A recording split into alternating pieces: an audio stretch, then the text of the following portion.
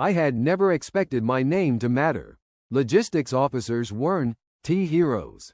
We counted supplies, calculated fuel, and made sure civilization survived one shipment at a time.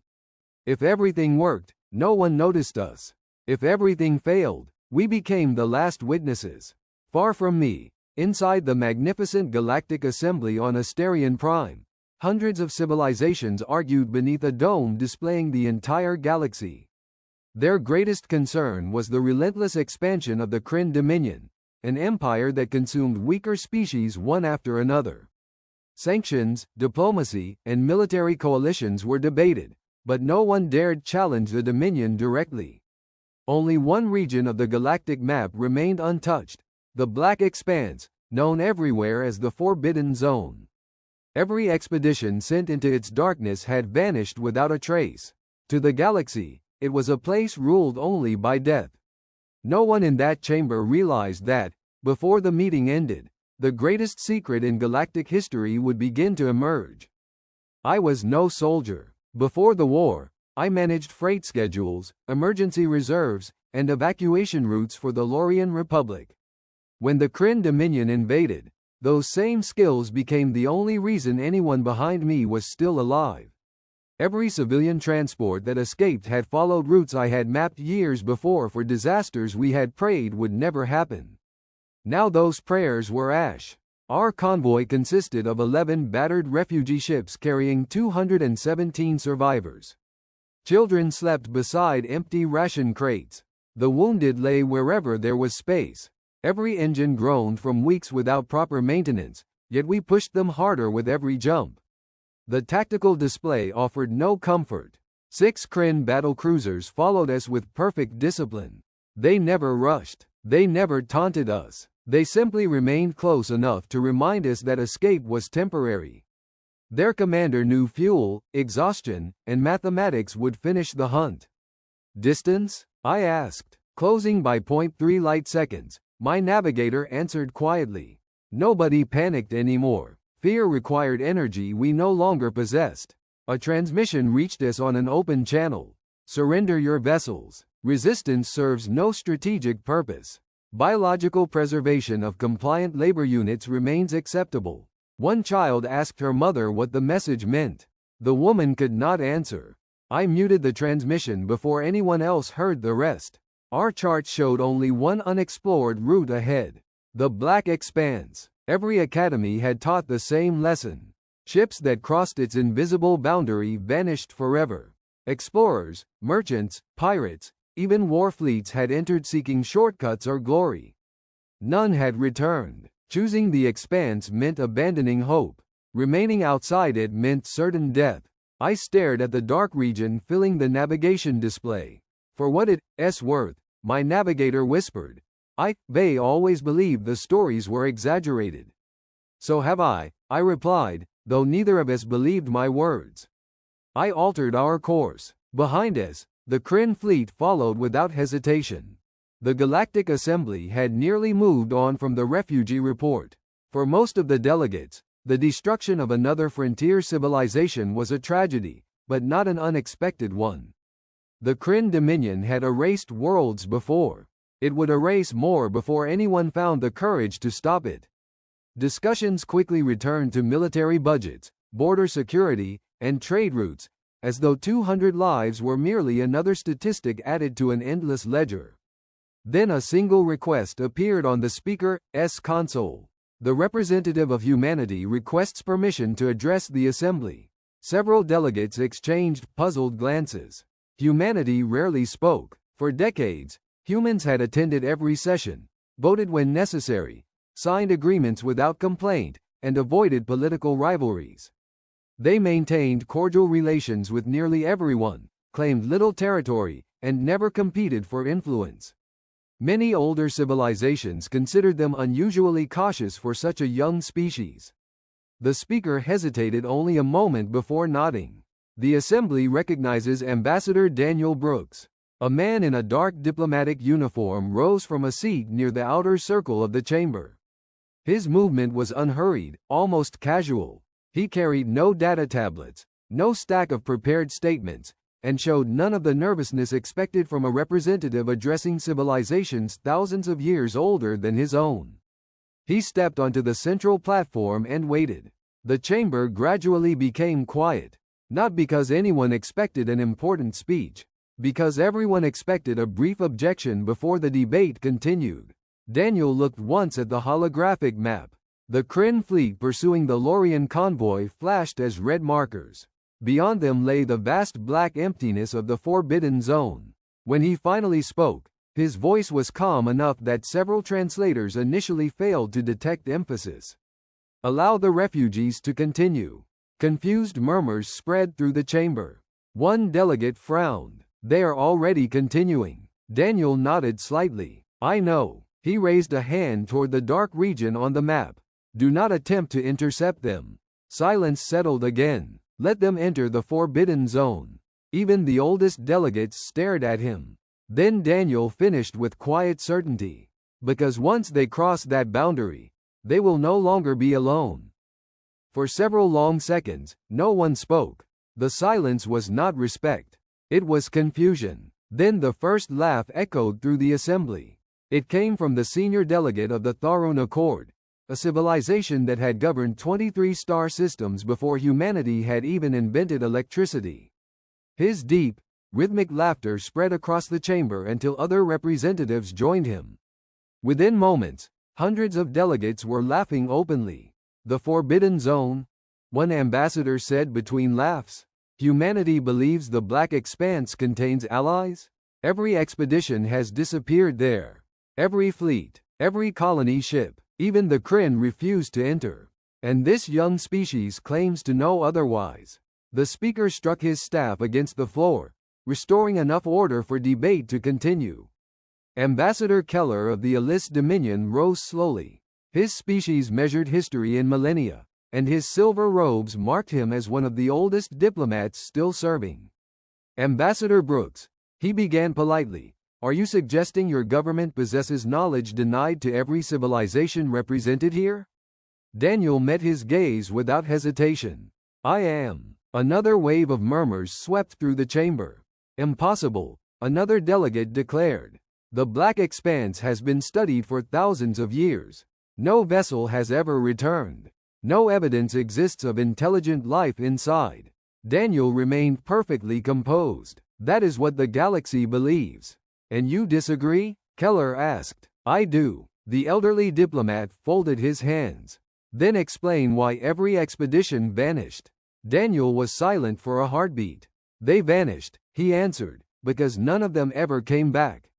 Several delegates frowned at what sounded like a meaningless statement. Others laughed again. "What sort of answer is that?"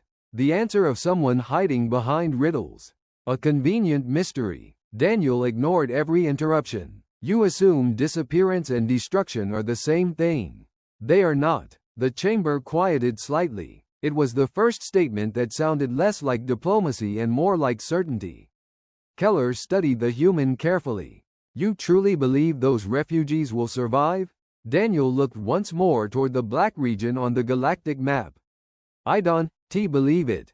I know it." For the first time since the meeting began, not a single delegate laughed.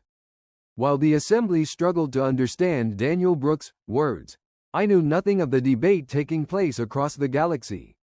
I only knew that my convoy was dying. Every hour another warning appeared across my command display.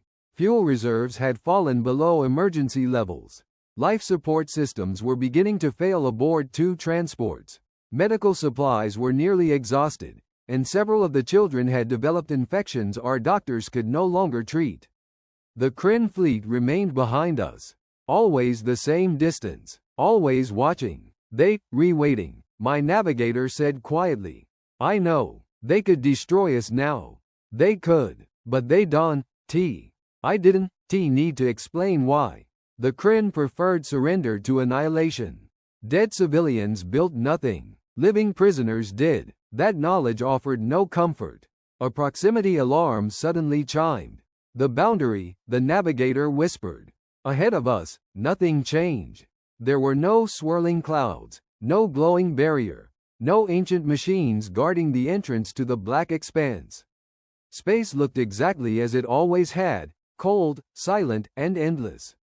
Yet every navigation computer aboard every known vessel marked this invisible line as forbidden. Crossing it meant becoming another unsolved mystery. One by one, the refugee ships slowed. No captain wanted to give the order. I opened a fleet-wide channel. "I won, lied to any of you," I said. "Nobody knows what's waiting beyond this point. Every story says we disappear." Several frightened faces appeared on my display. Parents, pilots, engineers, people who had already lost everything. "But if we turn around, we die today." No one argued. No one needed convincing. The silence itself was our vote. I rested my hand on the navigation controls. "Convoy," I said, forcing my voice to remain steady, "maintain formation. Stay close together. Whatever happens next, we face it together." Acknowledgements arrived from every surviving ship. I took one slow breath. Then I pushed the controls forward. Our convoy crossed the invisible boundary of the Black Expanse. The Krynn fleet followed us without hesitation. Neither side realized they had just entered territory that had belonged to someone else for over 1,000 years. The first thing I noticed was the silence. Not the silence of empty space. The silence of certainty. The moment our convoy crossed the invisible boundary, every proximity alarm aboard my flagship stopped. The targeting warnings that had haunted us for weeks vanished from the display as though they had never existed. Even the constant electronic chatter from the pursuing Krynn fleet disappeared. For several seconds, nobody spoke. Then my communications officer frowned. "They lost them." "What do you mean?" "The Krynn. Their sensor emissions are gone." I looked at the tactical display. Our convoy remained visible. The stars remained visible. The 6 crimson icons representing the Dominion fleet had simply ceased to exist. Before anyone could speculate, every console aboard my bridge dimmed simultaneously. Unknown systems had accessed our network. No alarms sounded. No firewalls activated. Whoever had entered our computers had done so with such effortless precision that our security software behaved as though it had invited them inside. A single line of text appeared across every screen. "Welcome to the Black Expanse. Remain calm. You are under human protection." The bridge fell completely silent. "Human?" Someone behind me laughed nervously. "It has to be a joke." Nobody answered. The message vanished. Another replaced it. "Medical teams are en route. Engineering support will arrive in 3 minutes. Do not alter course." Before I could respond, the forward sensor officer gasped. "Contacts." The main display filled with signals. Not 6, not 60, hundreds, then thousands. They had not arrived. They had simply become visible. Across the darkness, enormous formations of ships emerged as their camouflage dissolved. Sleek gray hulls reflected faint starlight, each vessel bearing the same unfamiliar insignia, a silver shield surrounding a blue star. The smallest dwarfed our transports. The largest eclipsed entire cruisers. Their formation stretched farther than our sensors could measure. "They were here all along," my navigator whispered. Far deeper inside the Black Expanse, hidden behind layers of gravitational distortion, Aegis Command observed our convoy from a command center older than most galactic civilizations. Admiral Sarah Hayes watched quietly as the refugee ships entered protected space. "Convoy secured," an officer reported. Hayes nodded once. "Begin Operation Sanctuary, and notify every colony. Our guests have finally arrived." No one fired a weapon. The immense fleet surrounding us held its position with perfect discipline, thousands of warships suspended in absolute silence. There were no threats, no demands for surrender, and no displays of overwhelming force. Whoever these humans were, they already knew they had complete control of the situation. A calm voice replaced the warning tone on every frequency. "This is Aegis Command. Refugee Convoy Lorian 7, you are safe. Your pursuit has been contained. Medical and engineering teams are approaching. Please maintain present course." I stared at the speaker. No panic, no arrogance, just quiet confidence. My communications officer looked at me. Should we answer? I swallowed. This is Mason Reed, acting convoy coordinator. We acknowledge your transmission. The response came almost instantly. Welcome, Mr. Reed. Not commander. Not refugee. They knew my name. Before I could ask how, sleek shuttlecraft detached from the nearest human cruisers. They crossed the distance with impossible precision, matching the speed of each damaged transport before locking themselves alongside our airlocks. They, reboarding, security reported. No, another officer corrected after checking internal sensors. They, requesting permission. The request appeared on my display. Medical assistance, engineering support, civilian evacuation, nothing else. I accepted. Within moments, human personnel entered the ship. Their uniforms were simple gray, their movements efficient and practiced. Medics immediately disappeared toward the overcrowded infirmary while engineers spread through the engine decks carrying equipment unlike anything I had ever seen. No one wasted time asking questions. No one stopped to admire alien technology. They simply worked. A human doctor knelt beside an injured child and smiled gently. You, going to be all right. The translator barely finished before advanced medical scanners surrounded the bed. Elsewhere, damaged reactors that had struggled for weeks returned to full output within minutes. One engineer wiped grease from his hands and spoke into a communicator. Flagship stabilized. Proceeding to Transport 3, as if repairing dying ships in deep space was an ordinary afternoon. For the first time since the Krynn attacked my world, I allowed myself to believe we might actually survive. For the next several hours, I walked through places the rest of the galaxy believed did not exist. Every time I thought I had seen the full extent of humanity's presence inside the Black Expanse, another impossible sight appeared beyond the next viewport. There were shipyards large enough to construct entire fleets simultaneously. Orbital habitats surrounded stars that no galactic chart acknowledged. Convoys moved through carefully organized traffic corridors, escorted not by warships but by rescue vessels carrying supplies, medical equipment, and civilian transports. Nothing looked temporary. Nothing looked hidden in haste. This civilization had been here for generations. A woman wearing an admiral's uniform finally entered the observation room where I stood. I am Admiral Sarah Hayes, she said. Welcome to Aegis Command. I looked at her in disbelief. How long? She understood the question immediately. 1,043 years. The number barely registered. That's impossible. Only because no one outside believed another explanation existed. She activated a holographic map. The Black Expanse appeared, but this time it was no empty void. Dozens of inhabited systems illuminated the darkness. Then hundreds, entire colonies filled the region. This is impossible, I whispered again. No, Hayes replied quietly. It has simply remained secret. She expanded the map further. Colored markers appeared across dozens of worlds. Lorian, Belkan, Sorathi, Helion. Species after species. Some names belonged to civilizations I knew had supposedly vanished centuries ago. Others had disappeared so long ago that they survived only in historical records. I stared at the display. They, alive. Hayes nodded. When a civilization faces extinction and reaches our borders before it's too late, we give them another chance. And every missing expedition? They were offered the same choice. She looked toward the stars beyond the station. Some accepted, some chose to leave, but none were destroyed. The realization struck me with almost physical force. The greatest mystery in galactic history had never been a graveyard. It had been a sanctuary. Every legend, every missing convoy, every vanished fleet, the galaxy had mistaken mercy for death.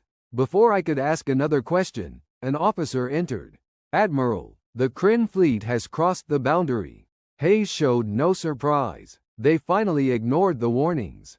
She calmly turned toward the command center. Prepare first contact protocols. I stood beside the panoramic viewport of Aegis Command as fresh contacts ignited across the map of the Black Expanse.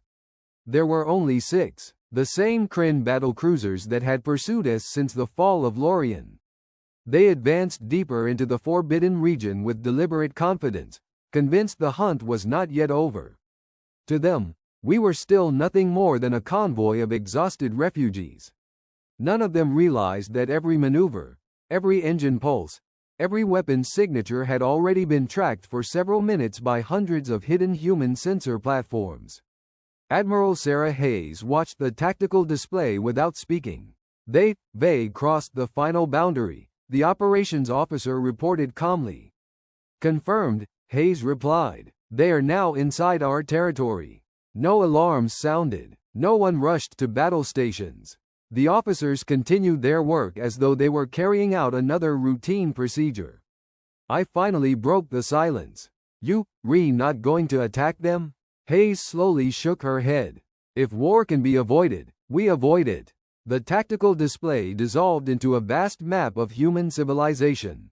Thousands of inhabited worlds, orbital shipyards, industrial systems, research stations, fleet anchors. The network stretched far beyond every chart recognized by the Galactic Assembly. I stared at the population figures, industrial capacity, and fleet deployments, feeling every assumption I had ever held about humanity collapse. They were not a young civilization. They were an empire that had chosen to disappear. Why does no one know you exist? I asked quietly. Because we never wanted to be found, Hayes answered. At that exact moment, one of the Krynn cruisers fired upon a border beacon.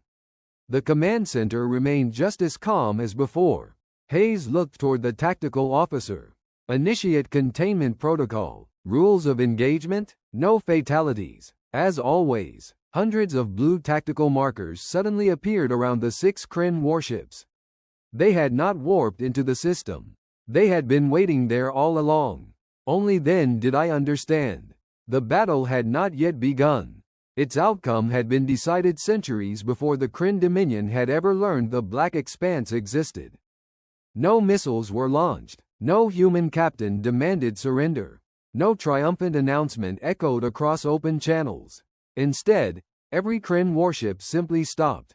The 6 battlecruisers remained frozen in perfect formation, their engines still burning, yet they moved no farther than drifting dust.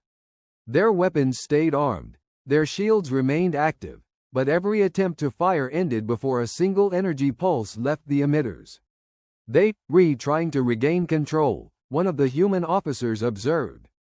Admiral Hayes nodded once. They won, I stared at the tactical display. What did you do? We disconnected them. The answer sounded absurd. Disconnected? Every modern warship depends on thousands of synchronized control systems.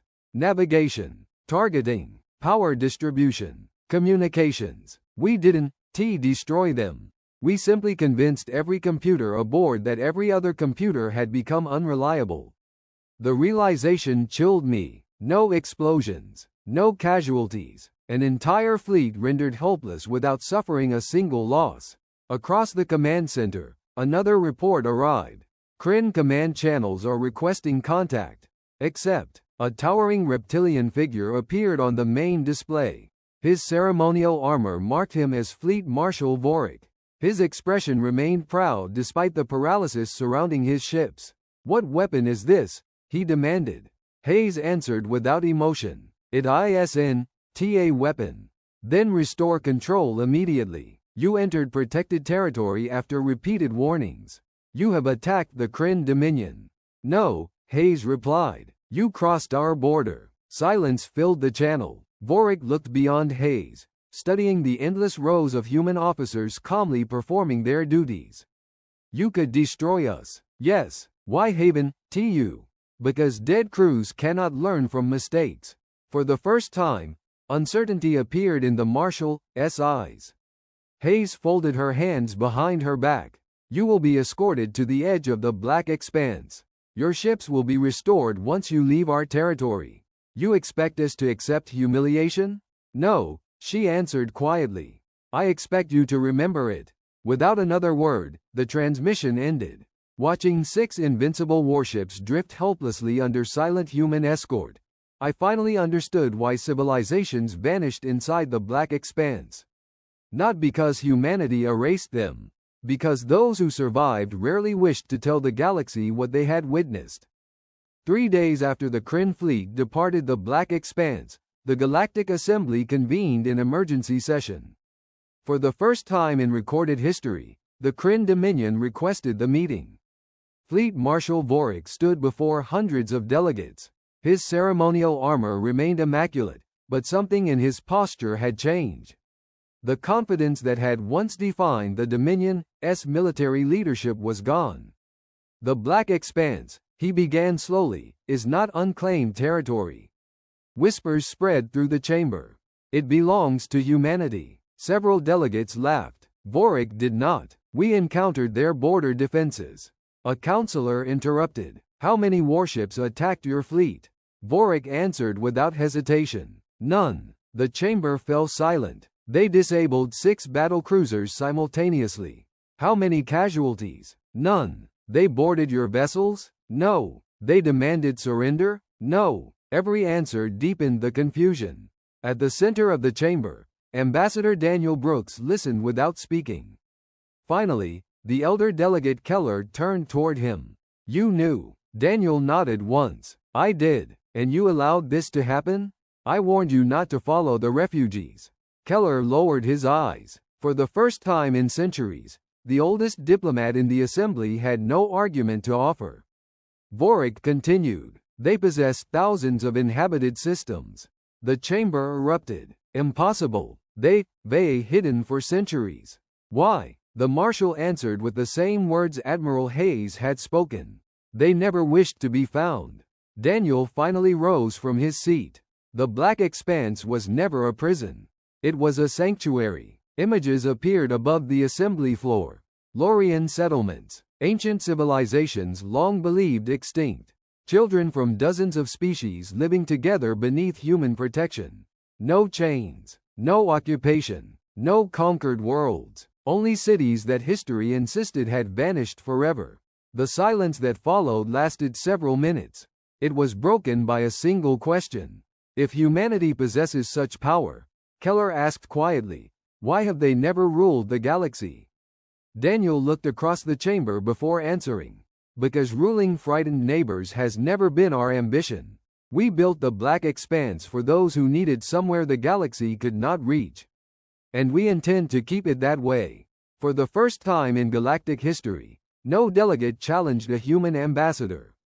The revelation spread across the galaxy faster than any official transmission. Within weeks, every government had confirmed the impossible. The Black Expanse was not empty. It had never been empty. Trade routes were quietly redrawn to avoid its borders. Military patrols received new standing orders. Exploration fleets erased centuries-old missions from their schedules. No one wished to become the civilization that ignored humanity's only warning. I remained at Aegis Command, watching refugees from distant sectors arrive almost every day. Some came aboard shattered freighters. Others crossed the border in damaged warships. None were turned away. One evening I asked Admiral Hayes the question that had haunted the assembly. You have the largest civilization anyone has ever seen. She nodded. You could conquer the galaxy. We could. Then why don't you? She remained silent for several moments before answering. My grandparents asked the same question after the last expansion. She activated a historical archive. Ancient human fleets filled the display. Entire sectors glowed beneath human administration. Long ago, she said, we tried building an empire. The image changed. Burning worlds, endless occupation fleets, millions of refugees, human soldiers standing among ruins they had been ordered to govern. We discovered something every empire eventually learns. What? You can occupy territory. You cannot force trust. The archive disappeared, so we abandoned conquest. We built borders instead, and when others needed protection, we opened the gates. I looked through the observation window toward the endless traffic entering the Black Expanse. So this place isn't a fortress. No, it's a promise. Hayes smiled faintly. The galaxy has enough rulers. It has never had enough shelters. For the first time since losing my home, I understood humanity's greatest strength. It was not their fleets. It was not their technology. It was restraint, the ability to possess overwhelming power without feeling compelled to use it. Perhaps that was why the Black Expanse had endured for more than 1,000 years. Not because humanity feared the galaxy, but because humanity feared becoming the very thing from which so many civilizations had once needed to escape. 5 years passed before I returned to the edge of the Black Expanse. By then, I no longer wore the insignia of the Lorian Defense Fleet. I served Aegis Command, not as a soldier, as a coordinator for incoming refugee convoys. The work never ended. Almost every month another desperate transmission reached the border. A mining colony overrun by pirates. A civilization collapsing under civil war. A species fleeing famine after the failure of its homeworld. Different stories. The same fear. Every convoy arrived believing the Black Expanse was a place of death. Every captain crossed the invisible boundary expecting to vanish forever. In a way, they did. The lives they had known ended the moment they entered human space. New ones began. The galaxy noticed. Exploration vessels no longer disappeared near the border. Military fleets never crossed it again. Yet refugee convoys continued to arrive. Governments denied directing them. Officially, no one knew where they went. Unofficially, everyone did. One quiet evening I stood beside the same observation window where Admiral Hayes had first welcomed me years before. Another convoy emerged from hyperspace. Its engines were failing. Its hulls carried the scars of a war one had never heard of. Without waiting for orders, rescue ships departed their stations. Medical teams prepared landing bays. Engineering crews assembled replacement reactors. The routine never changed. Neither did the greeting. Across every communication channel, the same calm message echoed through the darkness. Welcome to the Black Expanse. Remain calm. You are under human protection. The frightened voices answering that transmission were always different. The response from humanity never was. Watching the rescue operation unfold, I finally understood why the greatest mystery in galactic history had survived for more than a millennium. Secrets protected by fear eventually fail. Secrets protected by compassion do not. Beyond the border, another civilization disappeared from the maps of the galaxy. Inside the Black Expanse, they had finally found home. 1 year later, the Galactic Assembly convened once again. No one debated the Black Expanse anymore. Its borders appeared on every official star chart, marked with a single instruction: do not cross without invitation. The oldest delegate in the chamber, Elder Keller, slowly rose to speak. I have lived for 9 centuries, he said.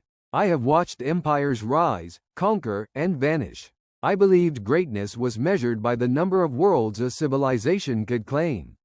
He paused, his eyes settling on humanity's empty seat. I was wrong. The greatest civilization in our history was the only one that never asked to rule us. Silence settled over the assembly. No delegate objected. No one questioned his words. Beyond the chamber, another refugee convoy quietly disappeared into the Black Expanse. This time, no government launched a search. No fleet attempted pursuit. No council demanded an investigation. Every civilization finally understood what disappearance truly meant. It meant humanity had opened its gates. The official record closed with a single sentence: the galaxy endured. But from that day forward, no one ever again mistook human silence for weakness.